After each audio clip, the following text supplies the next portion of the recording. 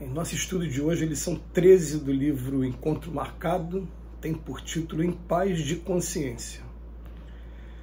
Alguns instantes de reconsideração e perceberemos que em muitas ocasiões nós mesmos sobrecarregamos a mente de inquietações com as quais em verdade nada temos que ver.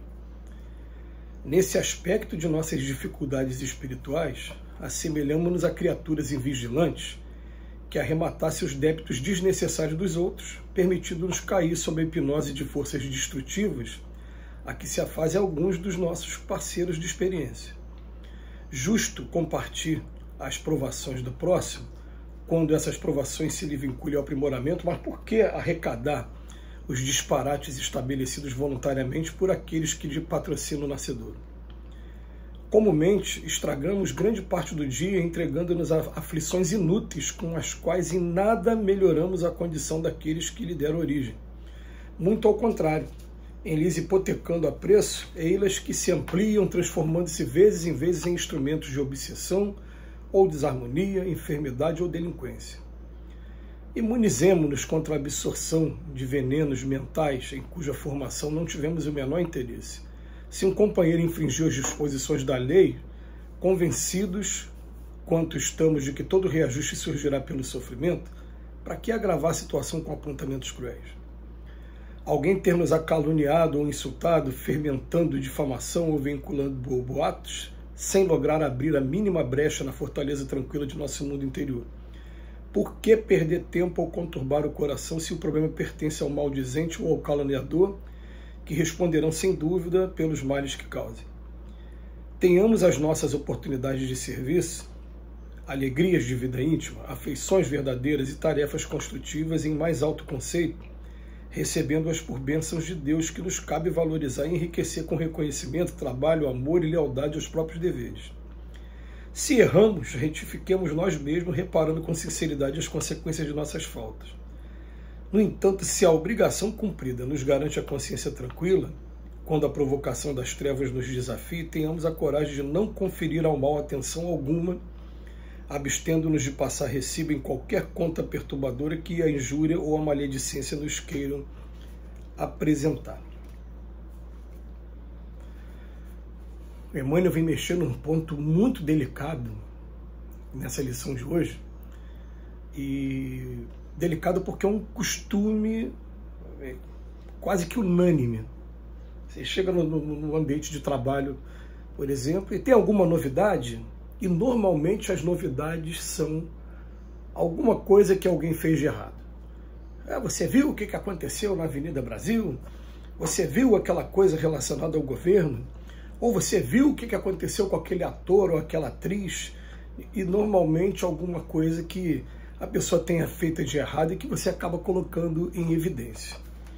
O Emmanuel, ele vem falar assim, justo compartilhar as provações do próximo quando essas provações se lhe vinculam ao aprimoramento. Aí vale. Você está fazendo uma análise de algum comportamento que alguém teve para aprimoramento, para que você evite, olha só, coitado, ele tomou esse caminho, né? Se ele tivesse só feito isso aqui, é diferente, porque a sua intenção está sendo instrutiva, não está sendo destrutiva. Mas acontece que essa maledicência que vai sempre sendo estimulada em cada um de nós, eu digo estimulada porque os nossos noticiários, eles ainda são viciados em só noticiar o que aconteceu de ruim. A gente já vê alguma melhora, sim. A gente já vê alguns noticiários que tiram um momento ou outro para poder falar de alguém que esteja fazendo um trabalho altruísta, de alguém que se destacou num determinado rol. A gente já vê. Mas a grande maioria é para mostrar desastre, é para mostrar desonestidade, é para mostrar aquilo que vende, aquilo que chama atenção. E você vê que a coisa é tão grave que tem programas de televisão aberta que o programa só pega desastres pessoais. É só alguém que foi baleado, alguém que roubou, alguém que fez aquilo e tal. E você assiste aquilo, você está jogando, me desculpa aqui, lixo na sua mente, é lixo mental. E mais uma vez a gente vai fazer aquela comparação. Eu estou dentro de um escritório. Eu estou vendo meu piano, estou vendo meu computador, que vocês não estão vendo. Gente, se eu quiser bagunçar isso aqui, eu consigo em 1 minuto destruir isso aqui que está aqui na minha frente. Eu jogo essa estante toda com meus livros no chão, eu quebro tudo aqui. Eu vou levar 1 minuto só para corrigir, para consertar? Eu não vou levar. Então o que acontece? A mesma coisa acontece com a nossa mente. A gente fica trazendo para a nossa mente, né, essas coisas que são inquietantes, e elas se demoram. Às vezes, uns 10 segundos que você viu uma notícia, que você fica ali matutando aquela notícia, aquilo vai trazendo um prejuízo para você para o restante do dia.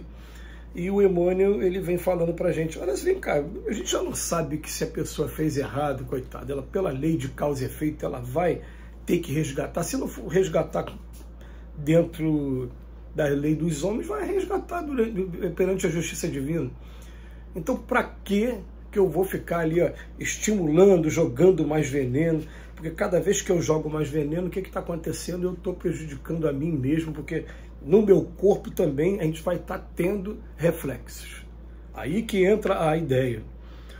E o Emmanuel vai falar, imunizemo-nos contra a absorção de venenos mentais, em cuja formação não tivemos o menor interesse.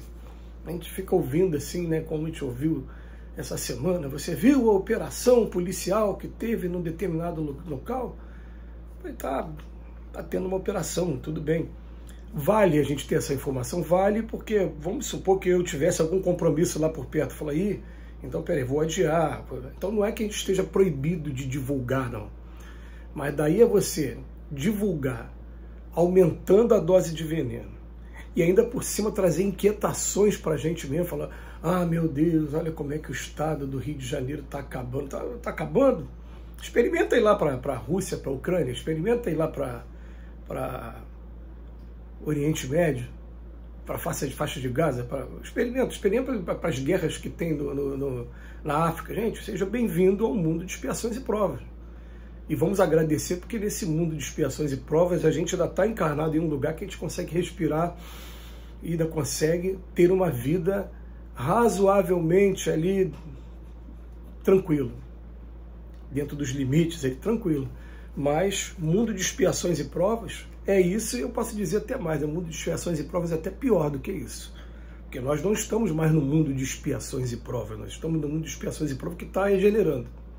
Depois que começou a regenerar, mudanças significativas, transformações absurdas aconteceram de 1857 no nosso, para cá, né, no nosso estilo de vida, na nossa qualidade de vida.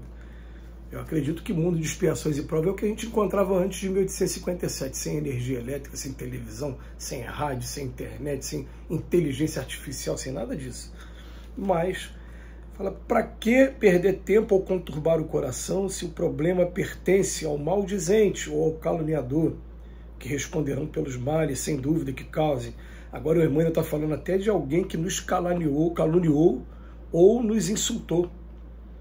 Tudo bem.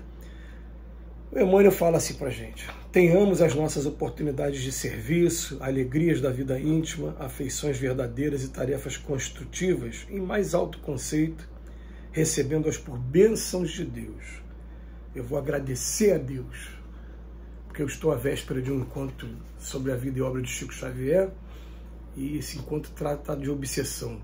E eu, terminando esse vídeo aqui, eu vou me dedicar a fazer o estudo aqui para poder concluir o material que vai ser divulgado nas várias casas espíritas ao longo do ano. Isso é uma bênção, eu ter a oportunidade de participar disso. Então, eu estou falando de mim, pensa em vocês agora. Eu tenho que agradecer as oportunidades que eu estou tendo agora no momento.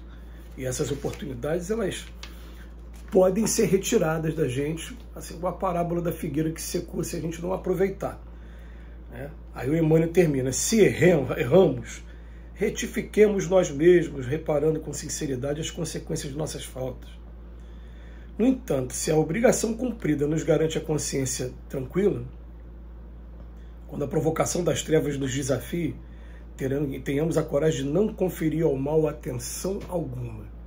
A gente começa a botar muito mal em evidência, a falar muito do mal. Aí o mal consegue, vamos usar aqui um jargão popular, o ibope que ele queria. E quem precisa de ibope mesmo, a gente precisa muito, é Jesus. Vamos colocar o bem acima de tudo. Que Jesus nos abençoe hoje e sempre.